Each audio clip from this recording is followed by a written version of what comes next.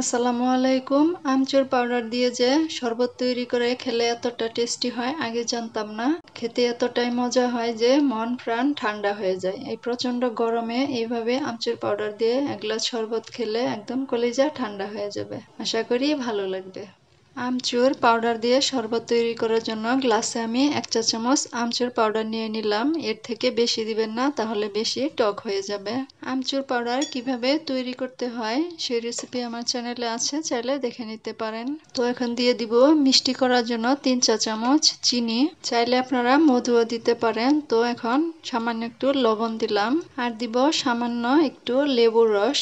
মাত্র অল্প কয়েকটি উপকরণ দিয়ে খুবই মজার একটি শরবত তৈরি করতে পারবেন। এখন দিব ঠান্ডা পানি। এই শরবত আমি আগে তৈরি করে খেয়েছি, তারপর আপনাদের সাথে শেয়ার করলাম। খেতে খুবই সুস্বাদু হয়। এখন ভালো করে মিশিয়ে নিলেই ঠান্ডা ঠান্ডা আমচুর পাউডার দিয়ে শরবত তৈরি হয়ে যাবে। এখন প্রচন্ড গরম, চাইলে এভাবে শরবত তৈরি করে খেতে পারেন। বাসায় একবার হলেও এভাবে শরবত তৈরি করে খেয়ে দেখবেন, ইনশাল্লাহ নিরাশ হবেন না। গরমে একদম মন প্রাণ ঠান্ডা হয়ে যাবে। সুন্দর একটা ফ্লেভার হয়, খেতে অসম্ভব মজার হয়। তো আমি ফ্রিজে ঠান্ডা পানি দিয়েছি, এখানে আর বরফ দিলাম না। আপনারা চাইলে বরফও দিতে পারেন।